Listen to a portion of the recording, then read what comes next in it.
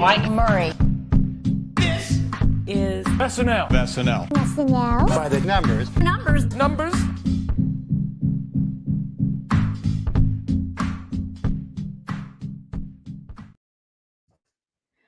Happy Wednesday. We are back.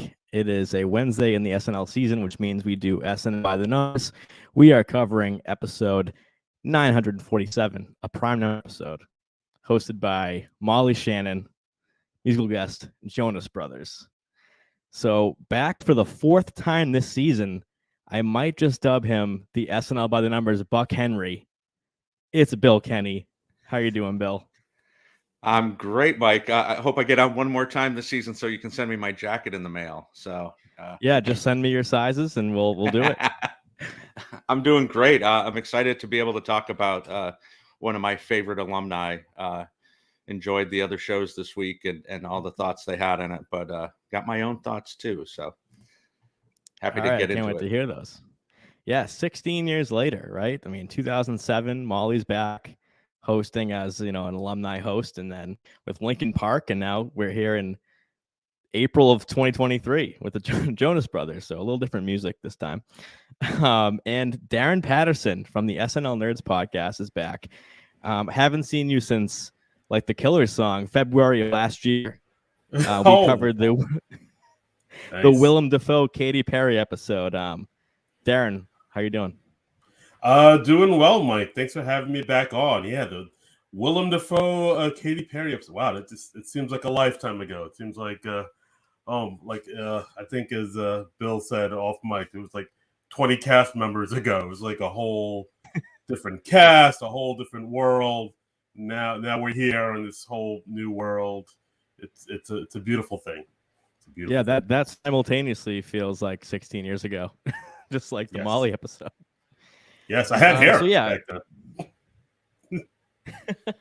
then. So I mean, since I haven't talked to you in a while, I just want to hear your impressions. I mean, I know you've been covering the podcast, covering the show on your podcast, but like trends this season, we're in a rebuild, which is fun. And like, what have you been noticing, and what have you liked or not liked about this kind of new era right now? This new era is very interesting. I do like. What have I noticed? I've noticed. It seems like they have a lot more slice of life sketches, which I like.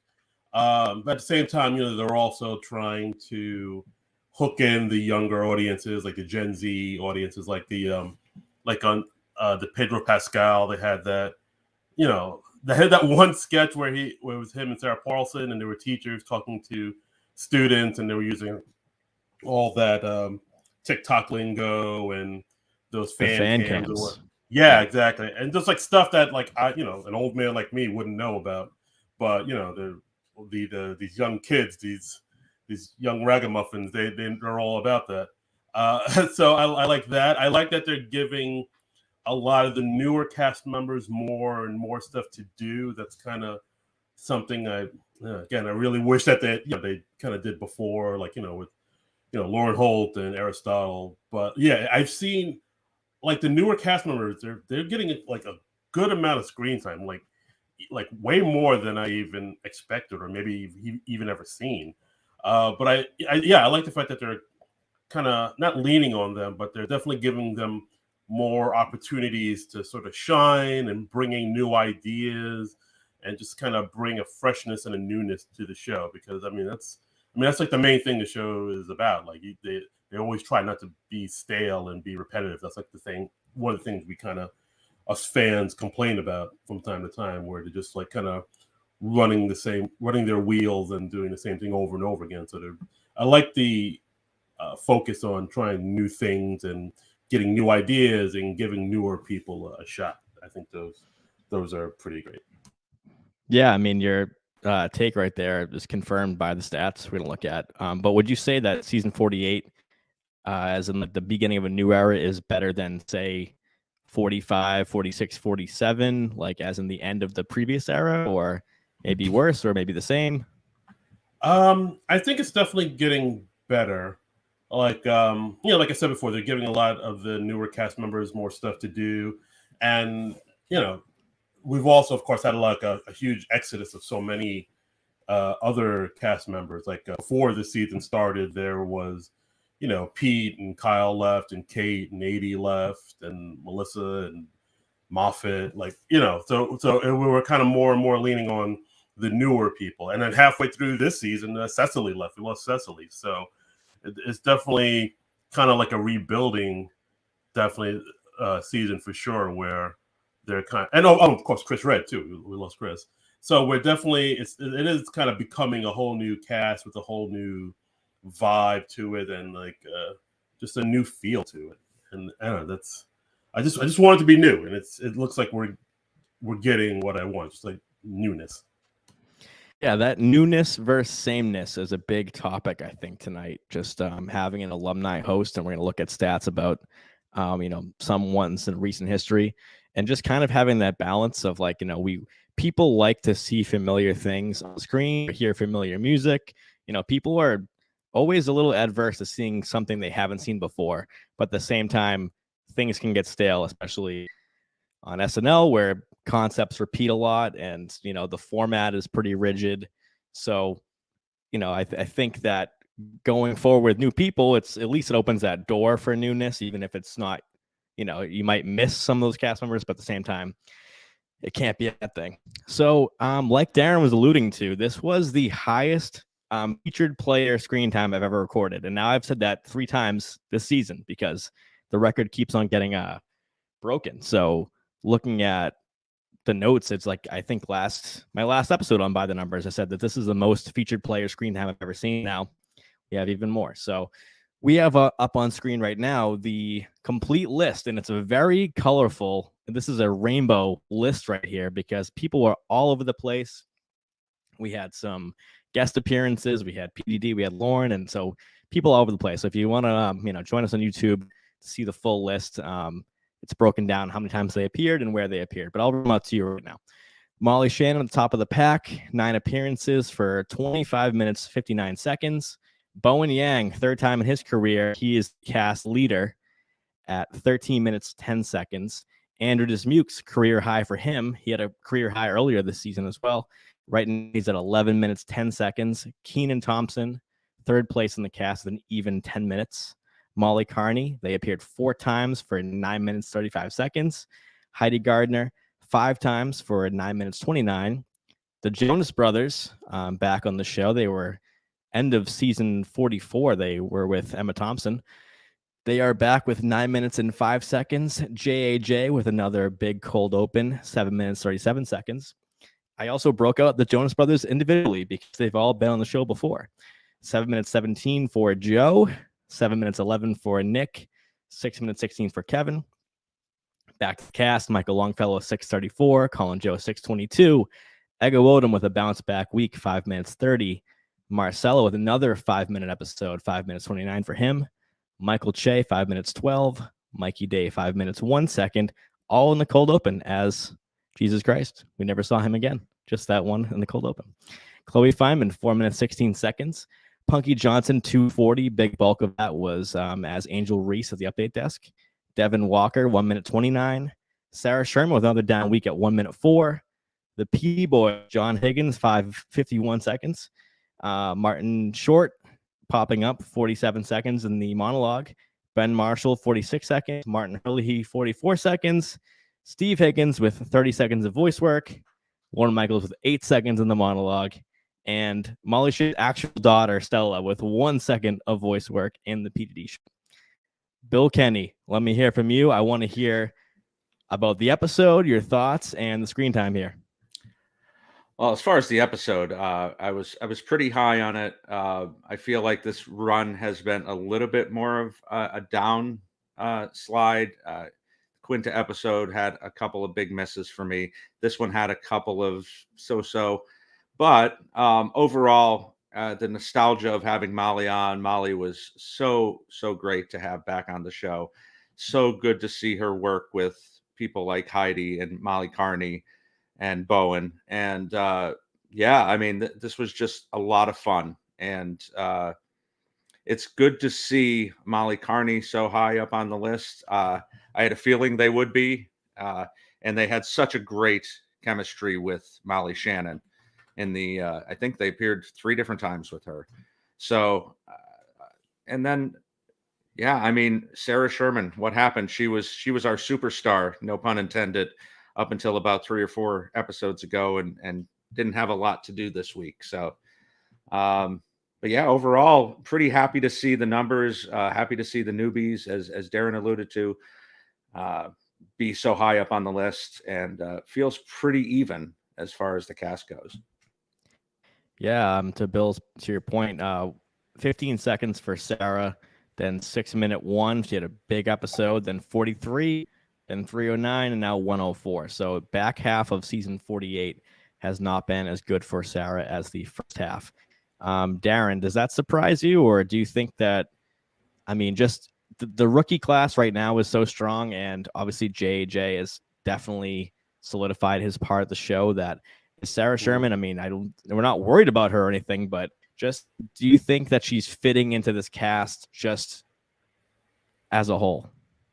I do think that it is a little concerning to see that she's not getting like as much screen time as some of the other people, because like I think when she kind of first came on and she hit with some of her, more memorable sketches, like, Meatballs or the Sarah News, like, people really connected her. I think, I don't know, it is interesting because like it does seem, let me see how I can say this, because like she does have like a big personality, and she is like a bit of an oddball, and it does seem like she was almost kind of poised to be sort of, the big breakout star in a way of SNL, or like, SNL sweetheart, like kind of maybe sort of take over the place that like Kate McKinnon had, or maybe like Kristen Wiig in the past, just like, the person that's in all the sketches, that's like kind of the focus of a lot of sketches.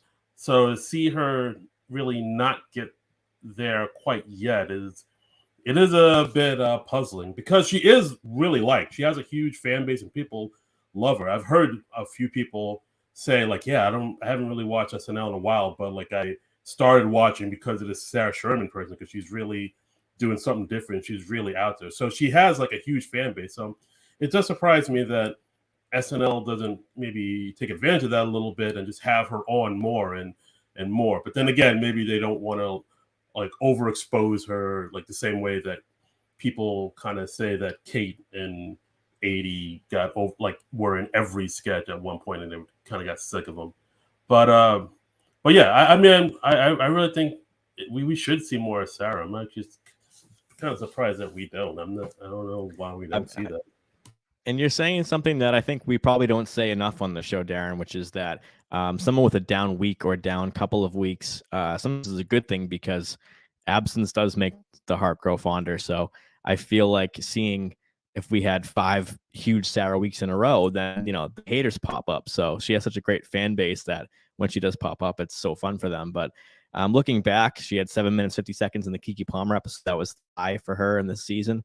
And then Michael B. Jordan, 6:15, and as I said earlier, 6-minute 1 in the Travis Kelce episode. I'd like to highlight as well, like I said, career high for Bowen, career high from Michael Longfellow.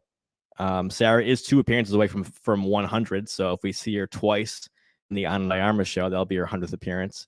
And Michael Longfellow and Devin Walker's next appearance will be their 50th.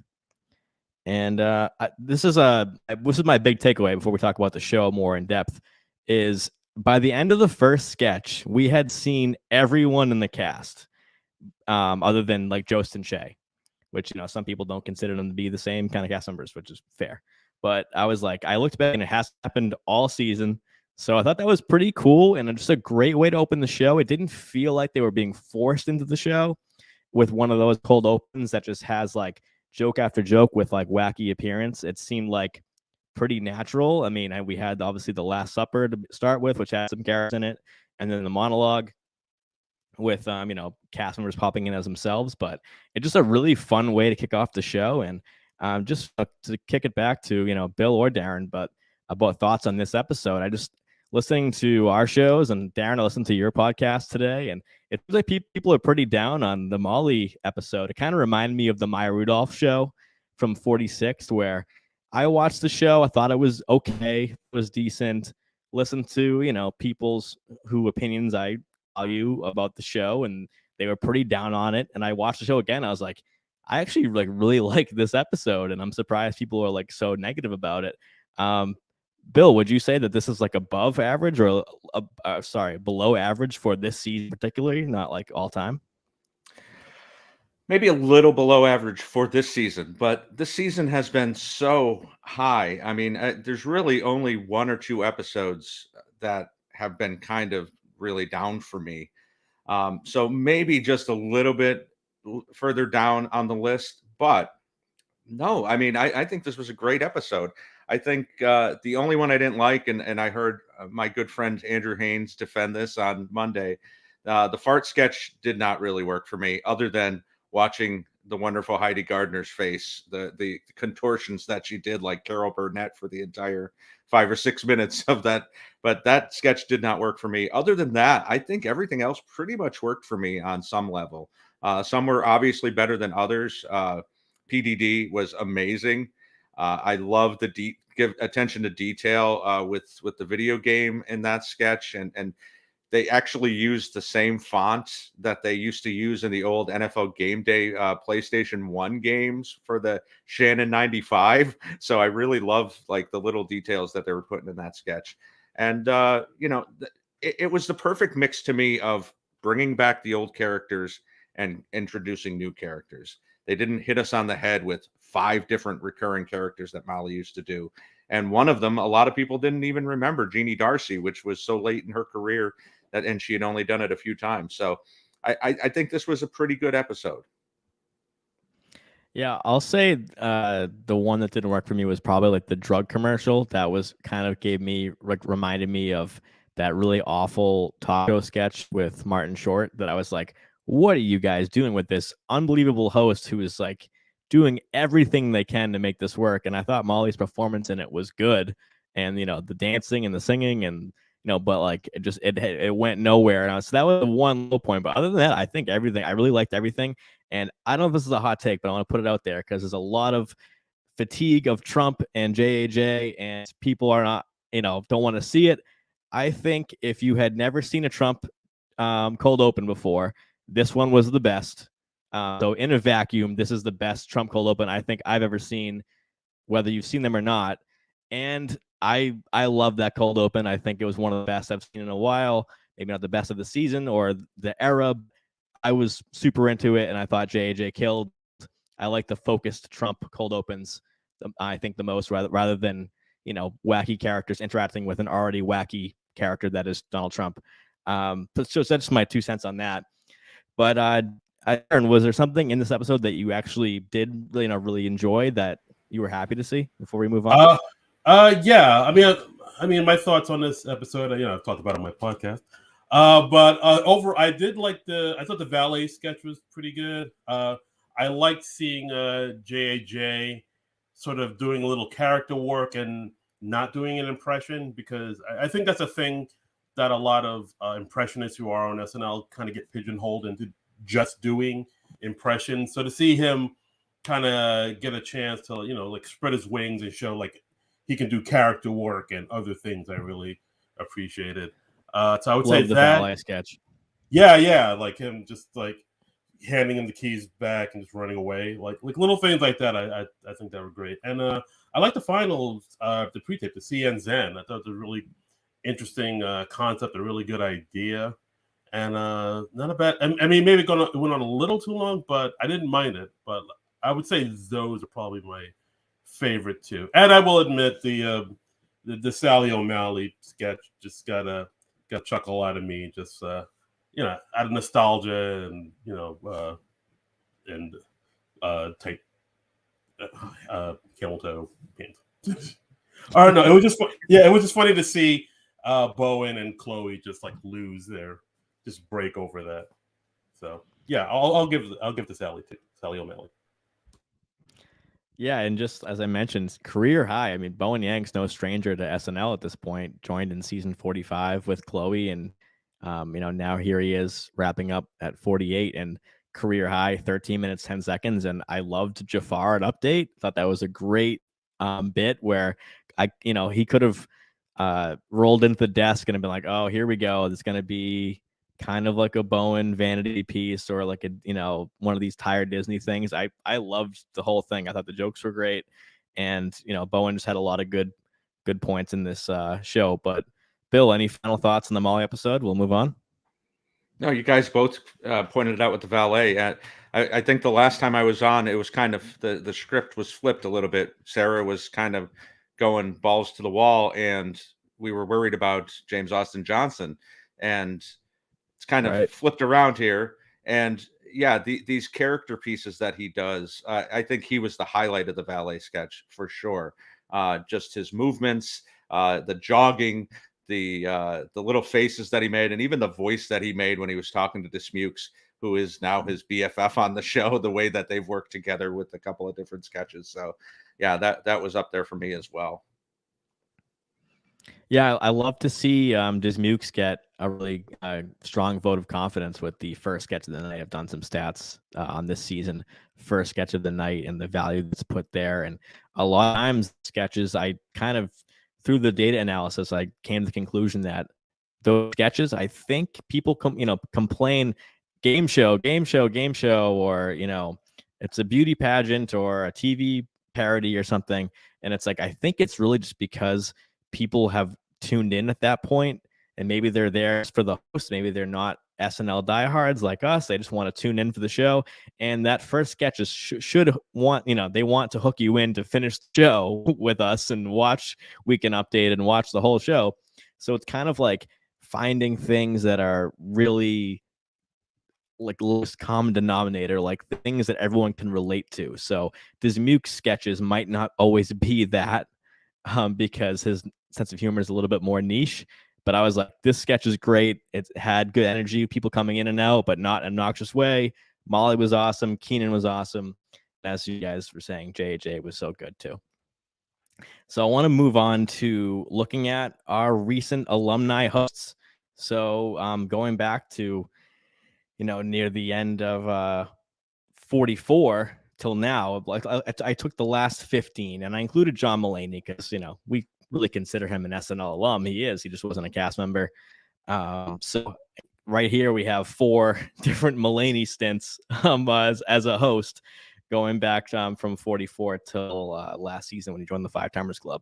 Right now they're arranged by screen time of the host. So just to put in context, Molly Shannon again had 25 minutes 59 seconds of screen time, which would put her behind Sudeikis, who I think might have an unbreakable record with 34 minutes screen time. I mean, no one's ever come close to that. He was in the cold open and Weekend Update. So right there, that is a big reason why. John Mulaney at 28 minutes 2 seconds. Adam Sandler 27-26 back in season 44. Maya Rudolph 26-7, and then, like I said, Molly. So on the higher end of alumni hosts for screen time, just that one metric. But I want to go to you, Bill, first. And just because this is a big thing in the SNL community, when it gets announced that a former cast member is hosting, right away, the pressure goes up. We have high expectations. Like, we don't go in to say an Ana de Armas or a Jenna Ortega week like that, but we do when it's, you know, Bill Hader, Andy Samberg, these names that people just were basically obsessed with. These people, we talk about them, we do podcasts about them. So of course, when that gets announced, that's the expectation. But what do you, just personally, Bill, like, what are you hoping to see? Are you hoping to see a character come back? Are you hoping just for a good show? I mean, you kind of mentioned a minute ago the happy medium, but like, are those expectations fair? I mean, what do you think? I don't know if they're fair, but I think, yeah, I mean, it is the nice medium of it. But for me, being a nerd about this stuff and watching the show for 37 years, the thing I want to see the most is them interacting with the current people. There's nothing more important to me than that. And I think that's why I'm higher on this than I've been on a couple of the other alumni of recent memory, is getting to see Molly work with so many different people from this current cast, people who were babies when she started on the show in 95. And I think that's really kind of important to see. It's almost like a baton being passed to the next generation. And to see the younger people, especially like Heidi and Bowen and Sarah and Molly Carney, work with this stalwart who was so important to the show when the show was nearly canceled the year she started. So that to me is one of the most important things. But yeah, I do want to see recurring characters. I think one of the problems that we've had with a couple, like the last Will Ferrell one, no recurring characters. So many to pick from, and you can go to the deep cuts. You don't have to pull out, something that has been done 25 times, just like Molly did this week. So, I mean, even Sally O'Malley, who's well known, I mean, she only did that about 3 or 4 times, and she's done it twice since she left the show. So, I think you can find a way to make a nice mix of doing new sketches and finding a way to bring back something that's going to hit the nostalgia for people who've been with the show for a very long time. Absolutely. And I think SNL is totally aware of this, that this nostalgia new balance is like pretty pinnacle to a show. And they're also not going to waste someone's time. You know, they're inviting them back. They're a guest of honor for the week. Their sketch selection is going to be valued like extra, I think, because it's like, you know, if Molly Shannon comes back and she's like, I really want to do Jeannie Darcy, I mean, it's like, I don't think Lauren's going to be like, no. So like, that's obviously going to be part of it. And just to, I have a ton of stats on here on the screen right now for alumni hosts, but just to remind people who the recurring characters were. And before I go to Darin, Jason Sudeikis, he played Joe Biden for the 27th time. He did What Up With That for the 13th time. John Mulaney brought back the Cupid Shuffle sketch, and of course the 5th New York City musical in his last host. Adam Sandler did Opperman Update. That was his 12th time doing that. Maya Rudolph did Beyonce and Kamala Harris in her episode. Molly Shannon, of course, did Jeannie Darcy and Sally O'Malley for the 4th and 10th time, respectively. Eddie Murphy brought back Mr. Robinson for the 10th time, Buckwheat for the 13th time, Velvet Jones for the 8th time, Will Forte's 10th MacGruber, trilogy, and did Clancy with Kristen Wiig for the 3rd time. And and then when Kristen Wiig hosted herself in season 46, she did Mindy Elise Grayson on Secret Word, and Sue, the character who's always can't keep a secret, that character, for the 6th time. So Darin, when you heard Molly was hosting, were you like, oh, she's definitely going to do Katherine Gallagher, or are you hoping for something else? And just looking at these other hosts, do you think that any of them have hit the sweet spot the best? Sure. Like, well, when I first heard Molly was going to host, I didn't think that she would do. I wasn't looking forward to. I'm not looking forward, but I didn't know she would do any of her old characters or not. I really wasn't really thinking about that. I just kind of, like Bill said, I wanted to see them see how they interacted with the new cast, and and just come up with the funny sketches. I mean, it is interesting to see also because sense of humor changes and comedy changes. So the type of comedy they were doing when Molly was on isn't quite the same as the comedy they're doing now. So so how does that translate? How do you take those old comedic sensibilities and bring it to the new class?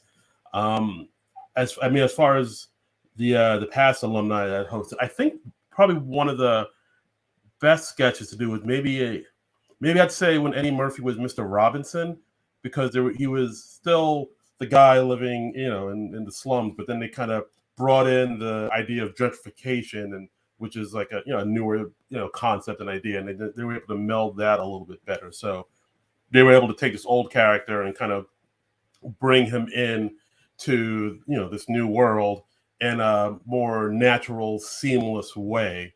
And of course the flip side of that coin is when he with Velvet Jones on the Black Jeopardy sketch, and that seemed more kind of shoehorned in. So yeah, it's always a tricky thing to find that balance of like bringing over an old character, but just also at the same time making it seem more seamless and not like you're just plugging them into this sketch to just like say their catchphrase and play the hits and whatnot. Just make it seem more organic. Such a great point. I was kind of hoping we kind of go in this direction, is that a lot of these wacky characters, and they're usually like the really wacky ones that are memorable, are kind of already fish out of water. They're kind of crazy person placed into a normal scenario, people react, end scene. That's the sketch. So if you can span an era like Eddie coming back, or Molly coming back, even Will Ferrell, even Kristen Wiig coming back, updating the sketch with not only the new cast, but like Darin said, like with new concepts, I think is the way to go. And look at sequels to actual, comedy films. Look at how bad a lot of them are, maybe because of that reason, but also just because it is, like Darin said, like just play the hits, just like give the people what they want, and that's not always a good thing. So I think there's a risk with doing something like that, like it kind of tarnish the legacy. But it's like I said earlier, like if you're bringing great cast member back, you're also honoring them. So Bill, what do you think about that? Do you think there is like an inherent risk with doing that, but you kind of have to do it? And how do you do it right, I guess, is the question. Oh, Darin's point is so great. I think that's why I think the Jeannie Darcy sketch works so well, because they very easily could have put her at the update desk as they did in the past.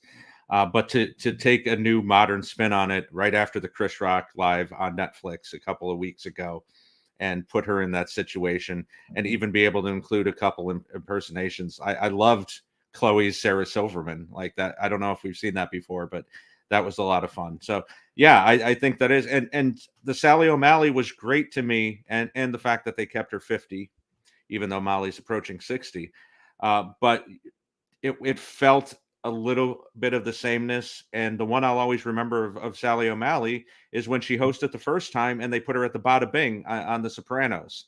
And we got all the great Sopranos impersonations, including Daryl Hammond doing Tony. So, yeah, I think you do have to find a new twist to make sure that people remember it 5-6 years from now. Great point. I actually loved the Jeannie Darcy sketch. I don't know if I loved the Sarah Silverman aspect of it, but I really liked that because, yeah, like you alluded to, Jeannie Darcy would pop up, like they would update us. They would just cut to her and her doing these like awful jokes. Don't get me started. And like that was kind of it. Like I think this is probably my favorite Jeannie Darcy, just because she seemed like a real comedian with like a legacy and people commenting on it. Like I thought it was great. I think some photos from the making of that, and it looked like Che was one of the comics commenting on Jeannie Darcy too. So I really wish they included that, the deleted scene from that sketch, to see what Che had to say about the comic legend that is Jeannie Darcy.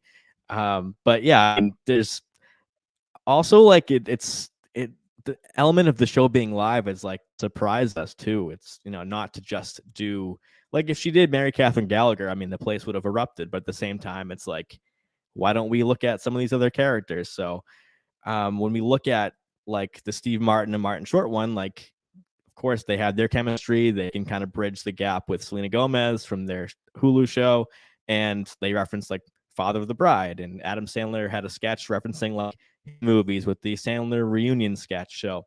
So do either of you have a favorite, either on this list or like an SNL alum show that was done to perfection? Either of you?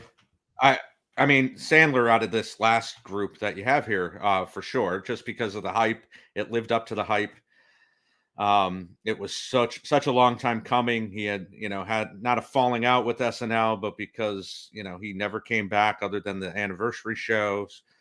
So that was really nice. But I mean, probably my favorite of all time would be Phil Hartman, because that was my cast, and it was the first time somebody from my cast came back to my new favorite cast with Will Ferrell and Anna and Sherry O'Terry. I don't remember a lot of the episode off the top of my head, but that was definitely up there for me, because it was, again, so great to see him interact after he looked so miserable the last couple of years on his years on the show, and being able to come back with this new rejuvenated show with Will Ferrell and see him interact with those people was a lot of fun for me. Darin, do you have a favorite? See, I liked the Adam Sandler episode quite a bit. I liked the Sudeikis episode quite a bit. I mean, the Mr. Wizard sketch and the PTA sketch were pretty pretty strong home runs. But I think overall, I would have to go with the Eddie Murphy episode, just because I never thought it would happen. Because, like, I mean, before he hosted, he was at this place where he just kind of seemed like it would never happen. Like he was just like a movie star now. He didn't do really sketch comedy anymore. He was a bit of a recluse. So like I really just kind of just assumed that, like, all right, he's just never gonna be on the show again. He never really talks about it. And also, I kind of thought he would never be on the show again, just because his era was the era where Lorne wasn't there, and like for all those cast members that were in that Dick Ebersol or Gene Domanian era, they rarely get mentioned in SNL anymore. It just seemed like, like the years that time forgot. I mean, with the exception of Julia Louis-Dreyfus and I think Robert Downey Jr., like no one else rarely gets mentioned or rarely comes back to even like do a little guest spot or let alone host. So I would say the Eddie Murphy episode, because like I just thought it would never happen. Maybe it was never even supposed to happen, but the fact that it did happen, it just blew my mind. And like I said, the what was it? The Mr. Robinson sketch I thought was fantastic, and just that one part where he was dressed as Gumby, and then the Weekend Update desk, and he was just like riffing and making jokes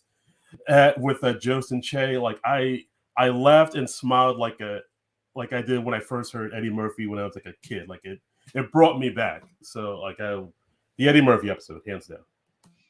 Yeah, those three right there. Sudeikis, like I said, playing Joe Biden, playing the devil, doing What Up With That, as his character Vance in the red tracksuit, and then Eddie Murphy, Amson. I think right there. I mean, three that are on this list now. If you want the full stats, I put their screen time and how much the cast got. Like I mentioned, the Molly Shannon episode, which just happened. An hour 44 and 38 seconds of cast time in that episode. So it's the most cast of all these alum episodes. And yeah, I mean, those were just the three we just talked about were great. And speaking of, people that you might never see in SNL again, I just had to bring up, Bill, I think I was with you on Garrett's birthday. And now here we are. I just had to give a shout out to Garrett Morris, who I just love so much. If you haven't heard him on Fly on the Wall with Carvey and Spade, check it out. He just as of today became the oldest living cast member in SNL history, passing George Coe, who's no longer with us. He's followed by Don Novello, who's right. These people are alive right now. Don Novello is 80.3, Chevy Chase is 79.5, and Harry Shearer is 79.3. So Garrett Morris at 86.2 as of today, oldest living person to ever be on SNL, or I should say alive or dead. So Garrett Morris, I want to see him on the show so badly. I love him so much. Has great energy. He's so funny, great storyteller. So when I think about this, I'm kind of like, I know the show isn't made for us. It's made for everyone. So I don't want the show to go down a slope of fan service or just being inside baseball, being too meta. That's why we need to have hosts that we haven't all heard of. But when it comes to someone like Garrett or Jane or Lorraine, people like that haven't been on the show in so long, do you think, Bill, that SNL purposely doesn't go reference these more, this is an obscure era, it's the original era of the show, but maybe referencing past cast members or bringing them back? Obviously, they might be asking them and they might be saying no, but do you think they do a good enough job kind of honoring the other eras of the show? And is it necessary at all to do that? In a word, no, they don't. But here's the problem. They kind of made a deal with the devil all the way back in the 80s with kind of only giving alumni who become superstars a hosting gig. In the 80s, you had Chevy, you had Bill Murray. Obviously, Eddie came back when he was still red hot. But they never leaned into people like Jane Curtin, who was on a very popular TV show for many years after SNL, never came back. And that's kind of sad. Now, my hope is, and I'm sure we all have a wish list as far as SNL 50, but I would love to see at least for the original era, for them to co-host together. Bring back everybody for one episode, maybe on October 11th, of that year, and have Jane, Lorraine, Garrett, and Billy. Chevy probably wouldn't come back, and Dan Aykroyd, and have them host together. They're too old probably to do it by themselves at this point. But yeah, to have them come back and kind of recreate some of that magic, especially that far back, to have them on with the current cast would be amazing. But I would love to see them lean into the history a lot more for SNL 50, because it is important. I mean, this is such a unique show. We're never going to see another show like this on TV. There's never been a show like this in the history of TV. So why not lean into that a little bit more and be able to show the history of 50 years?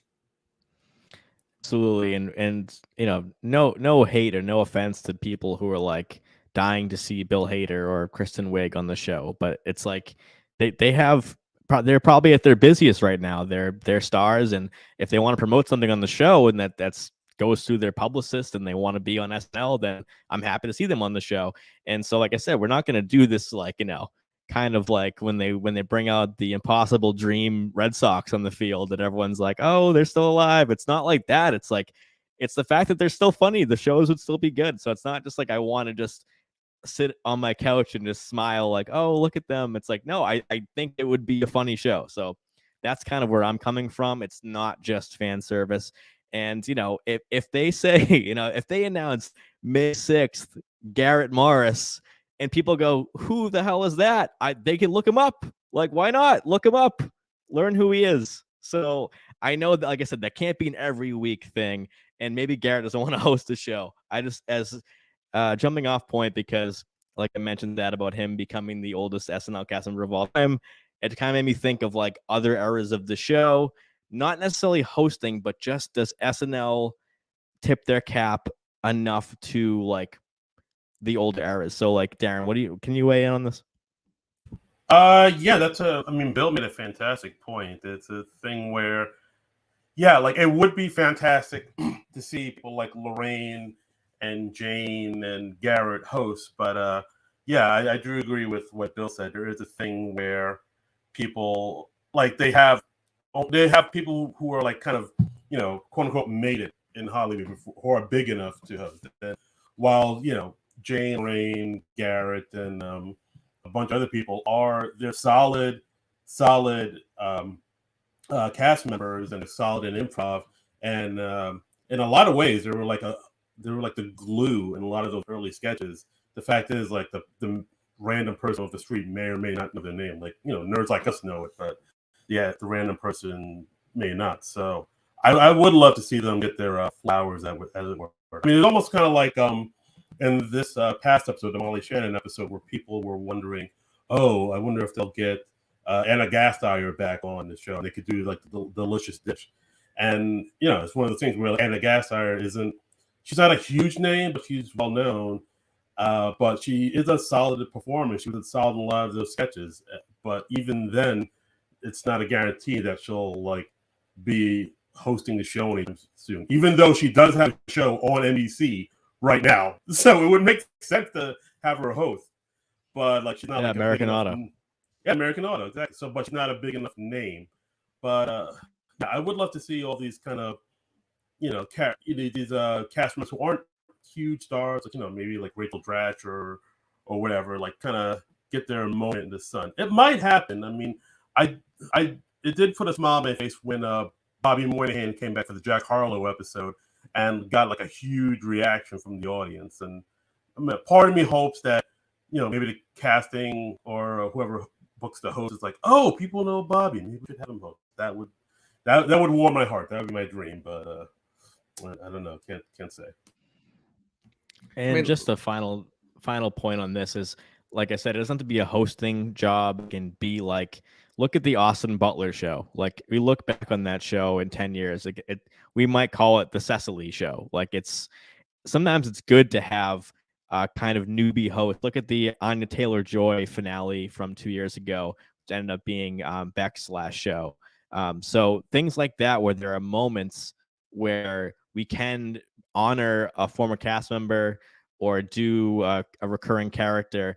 And it's not like it's like, oh, why do I want to tune in to see Lorraine Newman host SNL in 2023? It's like, no, but if she popped up, I would go bananas. Like that. That's the thing I'm talking about.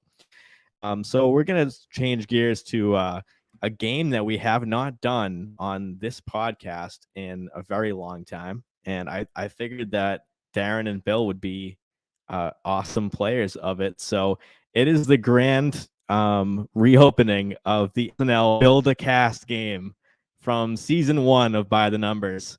We have not done in a long time. So again, these are not based on opinion. These are based on the stats of this season alone.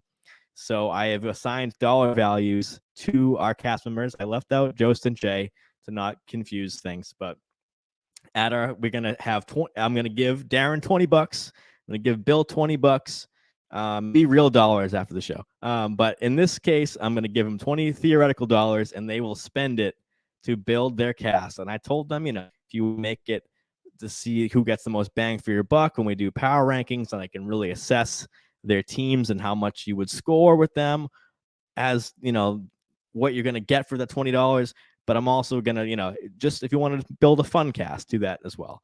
So here are our cast members and what their statistical dollar value would be. In the $5 range, it is Heidi Gardner, Kenan Thompson, and Bowen Yang. In the $4 range, it is Mikey Day, Chloe Fineman, James Austin Johnson, and Ego Odom. In the $3 range, we have Sarah Sherman and Andrew Dismukes. And in the $2 range, we have Marcelo Hernandez, Punky Johnson, Molly Carney, Mike Longfellow, and Devin Walker. So I did give you guys a heads up, so I hope you got some good rosters ready. Bill, do you want to go first? Yeah, can I spend my $20 and bring the original cast back together? They cost $10,000 each, so you're gonna need a... It's like unlocking the legends on MLB The Show, right?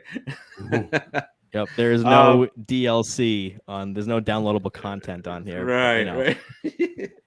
When I get back and do all the episodes, I'll have a dollar amount for for Eddie Murphy and Adam Sandler and Chris Farley and everybody. But what do you think, Bill? Awesome. Yeah, I think I'm gonna go with JAJ, Ego, Sarah, Heidi, and Dismukes. I think that gives me the most bang for my buck.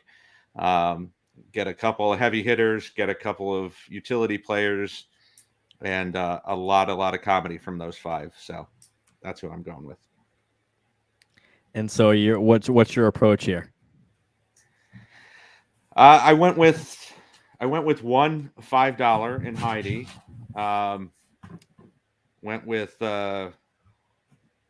two $4 in Ego and James Austin Johnson, and then the two $3 in Sarah and Dismukes. I figured their comedy is diverse enough that they can kind of bring different things to the table, and it'll be a funny damn show, even with just 5 of them. So that is Heidi, JJ, Ego, Sarah, and Dismukes, correct? Yes.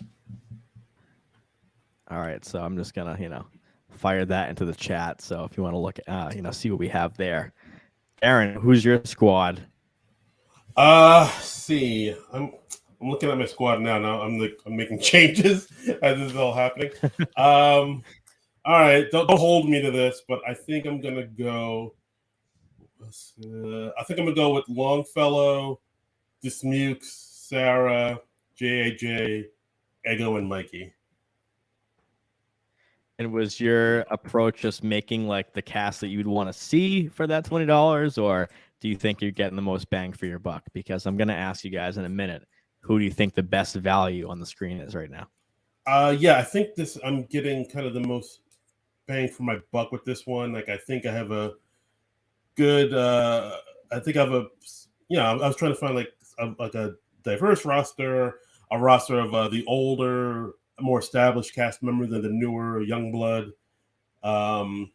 The cast members that can do more and do them, can like switch it up whenever, that are more versatile. But also at the same time, just kind of, bring in the fun and that big enjoyment value that I'm looking for. So I think This is subject to change. I might change it like as soon as I say it. But like I think for now, right now, I think this is a strong cast. All right, one more time. Repeat your team. Longfellow, Dismukes, Sherman, JAJ, Ego, and Mikey. All right, just put that in the chat as well. That is Darin's team. Once again, Bill has Heidi, JJ, Ego, Sarah, and Dismukes. Darin has Longfellow, Dismukes, Sarah, JJ, Ego, and Mikey. So very similar teams here. So I noticed no one's going for the king. No one's going for Keenan in the $5 bin here. Whereas, Keenan's the king of SNL. So he's a statistical hero on this show. Anyway, before we go to power rankings and we really see how these teams average out, is who do you guys think is the best value on the screen, right? Any guesses? Because I did have to crunch the numbers and be like, all right, if I took their average over the season of the power ranking, which combines screen time and appearances into one number, and I divided that by the dollar amount, who actually gets the most points per penny or per dollar? I don't know. What do you think, Darin? Who's the best steal of the draft here? Wait, so this is just for the season or just over? Just the season, because it can't hold the rookies, against the previous cast members from last year. I would probably go with Mikey Day, just because he's been in a ton of sketches lately. He's like, it's interesting. Like, I think for a while people were saying, "Oh, is he going to leave? Is he going to stay?" Or they're just trying to figure out what he's going to do. But now, like this season, he seems to be in a lot more things. He seems to have like kind of found a new gear almost, and like he's like really kind of flourishing this year. I think like he's been in a lot of stuff. He shows like versatility, and he shows just like how strong a performer he is. I mean, the traffic jam sketch and the Quentin Brenton episode was phenomenal. Like and yeah, so to see him for just $4, like I would think that's got to be the best deal. Yeah, Mikey Day is the fourth rated value to draft pick on here at $4, and he's also fourth in the cast and screen times. Get 1 hour, 38 minutes, and 1 second of screen time this year. Bill, what about you? You think is the steal of the draft? We know Mikey's fourth, so Darin had a really good guess. Can you try to guess maybe what 1, 2, or 3 is? I'm going to go with Sarah. I think how much we've talked about her up until the last few weeks, her being a lower dollar value at $3, just kind of the breakout star of this season. Because I don't think the rookies would have quite enough, even with as much as they've gotten on screen this year. I'm going to go with Sarah. Sarah would be the fourth worst investment on this chart. Again, this is not opinion. We're not valuing these people's talents or anything by any stretch. This is a stat show. Wanted to have a little bit of fun, but yes, Sarah at a in the $2 range would be maybe the most valuable of all of them. But she has better numbers than the people in the $2 range. So the best steal on here, of course, is Marcelo Hernandez, which you would get 23.64 per dollar for Marcelo, which of course means a lot to a lot of people. But so yeah, if I wanted to make my team statistical champions, I can just do the math right here. I can get Marcelo, Michael Longfellow, Keenan, that could be $9. So they're the three most valuable per range here. Mikey Day would get me to $13. Devin Walker to $15. And then I got $5 left over. So I can't take JJ, can't take Chloe, Bowen, Heidi. So you know what? Give me Sarah and Molly. And then I had my $20 right there. So that would be from a math perspective and not a fan perspective. But thanks for playing, guys. It's been a while. I was like, let's see what these look like. Because if you go back old by the numbers days and you saw Bowen and Heidi in the $5 range instead of Kate and Cecily, you'd be like, whoa, they must be doing really well, and they are. So figured I'd point that out. But yeah, so head to head, Darin and Bill's team, they're very similar, so it's hard to imagine what that matchup looked like. be like Bill said on Madden or MLB, being like, Yankees versus Yankees. You can do that with your to get an even matchup with your friend when you're playing head to head. All right, as we always do, we are gonna wrap up with the power rankings for this season. And I was giving a little intro what this is, but it's just a stat that combines every piece of data that I collect. Instead of looking at one microcosmic scope here, we're looking at everything. So this chart is getting huge. We're 17 episodes in. These are arranged by their average over the season. So if you appear in the show a lot and for a long time, you get a higher score. It makes sense, right? So we've been talking about this concept of like an A squad and a B squad.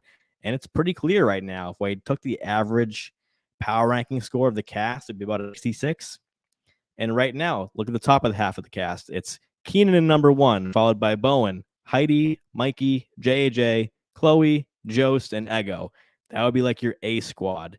They range from Keenan at 105 to Ego at a 73.5. The second half of the cast would be Che, Sarah, Dismukes, Marcelo, Longfellow, Devin, Punky, and Molly.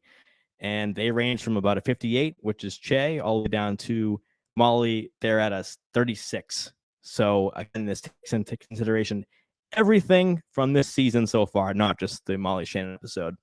And I put on the left column who the biggest night, for compared to their season average, which was Molly and Andrew. They both really outscored their normal score. So that means they had a really good episode in comparison to their normal episodes.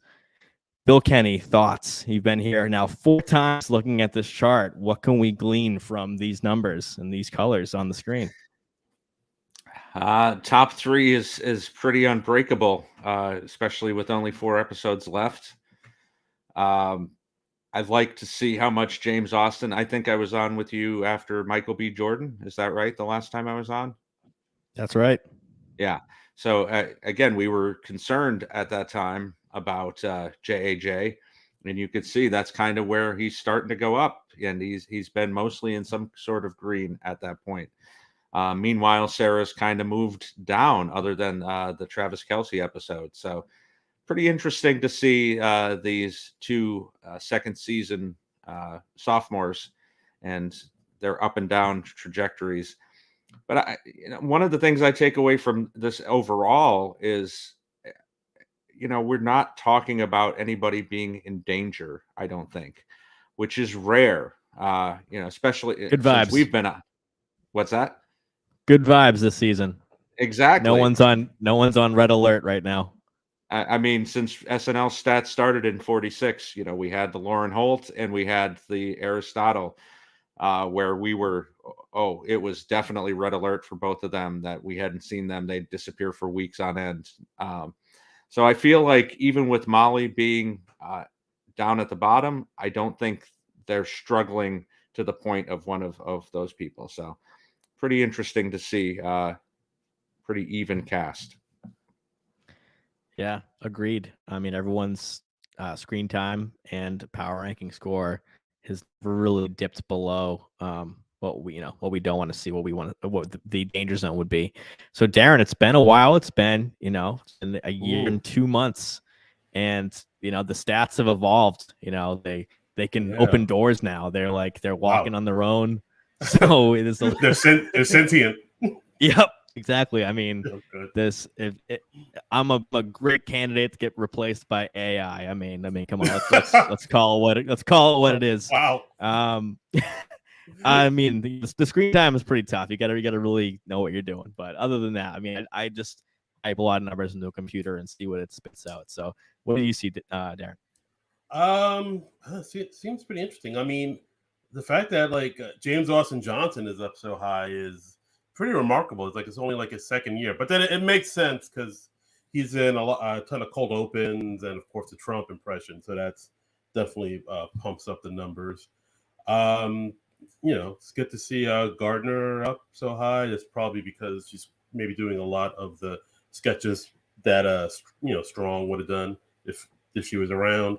I will say this: it does seem like with this with this season, it doesn't feel like anybody's getting like less screen time than anybody else. It feels like we get to see it feels like everybody gets a good amount of screen time. But of course, according to numbers, it doesn't doesn't add up. But like I do remember, like a couple of seasons before where it felt like we weren't seeing Aristotle enough. It felt like we weren't seeing Lauren Holt enough. But with this season, it doesn't feel that way. Like we do get to see, glimpses of what everybody can do. Everybody gets kind of a chance to, show out or anchor a sketch or whatever. Even Devin had the what was it, like the STD commercial sketch he had or something like that. Yep. The thing with him and JAJ with the two British rappers. Like even he gets moments to like really kind of showcase his stuff. So, I mean, while the numbers kind of indicate that not everybody gets the same amount of screen time, because it's kind of tough to do. It doesn't feel like anyone's getting shorted or shafted. So, I mean, I guess that's pretty interesting. Yeah, what do you think about Punky being down at the bottom? And we talk about Punky on the show a lot, so I kind of want to get your opinion, because if I went by just the screen time alone, Punky's at 37 minutes 51 seconds, and that's including other than update, she wasn't in a lot this week. Briefly popped up in the valet sketch, but just she's at so 37 minutes 51 seconds, and it's only behind. No, that's behind everyone. Sorry. So Punky's at the bottom for screen time. So it makes sense to see Devin, Molly, Michael, and Marcelo down there, but maybe not Punky as the third year. Yeah, that's the one thing that's like kind of concerning, because I mean Punky's been there for a while now. She was there before all these newbies, and she's getting as much screen time as the new guys, which is still it's a little disconcerting. It's almost like last season when like Melissa Villaseñor was getting about the same amount of screen time as JAJ and Sarah when they first got there. It's like, oh, that shouldn't be. It should be kind of like Punky should definitely be definitely above like maybe Sarah Sherman or something like that. But it's very similar to Melissa numbers from what I've seen. Cool.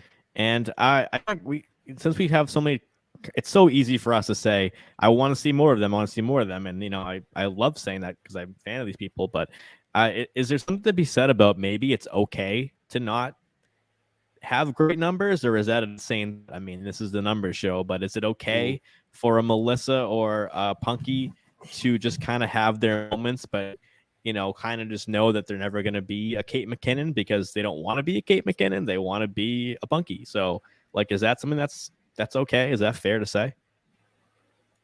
Possible. Yeah. Like, I mean, I don't know if she's like really trying or fighting to get screen time like that. I don't know if she's really, kind of breaking a sweat and just really is like doing everything she can to get more screen time and more sketches in, or maybe she's genuinely happy at where she's at. Just comes in, does her thing, and then focuses on her stand-up or like other projects. So it's hard to say. Like, I mean, we could be doing all this worrying for Punky, and like she's actually totally fine with it.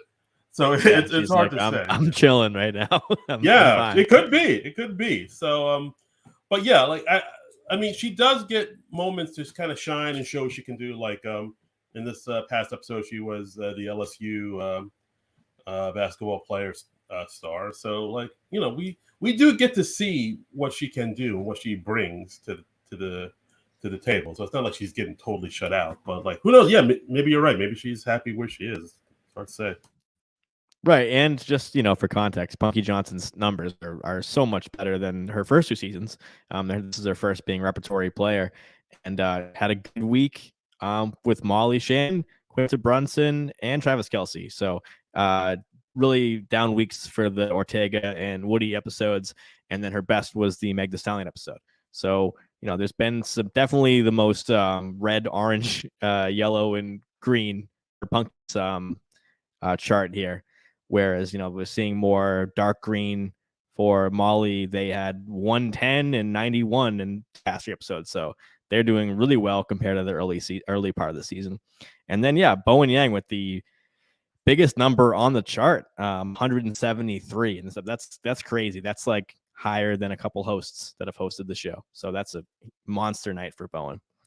So we are gonna look ahead now. So tomorrow we have an interview with Mikey Day. So this is huge for our show. We love talking about Mikey, and now we get to talk to Mikey. So interview with John will be out tomorrow in lieu of a patron feedback show. And Bill Kenney is hosting Hot Take Show following the Ana de Armas and Carol G episode at 1:10 a.m. Bill, what can we expect that episode? Going to be much different from the Molly Shannon episode, I assume. Oh, it's going to be very different. But yeah, I mean, even if you don't watch the show, make sure you watch the Hot Take Show, because I mean, this is only the second time I'm hosting, so this is a must see. Something will definitely go wrong. No, it's going to be a different week. I think Anna's pretty charming. I don't know how many people know her. I mean, she's really only been in a few star vehicles at this point. Obviously, Blonde last year. But very seems like a very charming person. The promo that dropped today was really funny with Chloe. So I'm excited to see what we get before we go on our last break of 2023. So right. SNL will return May 6th. Maybe we might find out the host soon. I don't know. They'll have their final 3 episodes and then wrap up season 48. We've made it from all the way back from the Millers. So, Bill, any besides the Hot Take Show, where can the listeners reach out to you? Well, thank you for having me, Mike. This is always a lot of fun to dissect all of this with you. You can follow me at BKLove73. Thank you, Bill. Again, send me the jacket sizes for the 5th time. It will happen. Why not? And Darin's now at 2, so he's on his way. Molly Shannon's at 2. Darin's at 2 for By the Numbers appearances. Darin, where can the listeners find out to you? Have anything coming up for SNL Nerds or stand up? Yeah. Well, for my show, the SNL Nerds podcast, to do with my buddy John Trumbull, we break down each new episode of SNL. The days when there isn't a new episode of SNL, we'll do something SNL related, talk about a movie that has some cast members or whatnot, or we sometimes we do old episodes. We did. It was my birthday a couple of weeks ago, so we did an episode that came out on my birthday back in 1997, the Sting Veruca Salt episode. That was a lot of fun. I really dug that. I saw you guys talk about Old School too. Yeah, yes, we did. We put out an episode about the movie Old School with Will Ferrell. That was a fun one as well. So listen to all those podcasts wherever you listen to your podcast. SNL Nerds. You can follow us on Twitter at SNL Nerds Show. You can follow me on Twitter and Instagram at Darin Credible. DARIN Credible. Thanks, Darin. Great to see you. Talk to you about SNL. Great to see you. Thanks for having me soon. Yeah, absolutely, man. This is a blast. Thanks for playing the game with me. That was fun. Yeah, absolutely. So for everyone at the Saturday Night Network, for Bill Kenney and Darin Patterson, I am Mike Murray. I'll see you next week, Wednesday, 8 p.m. for another edition of By the Numbers. Take care, everybody. We'll see you later.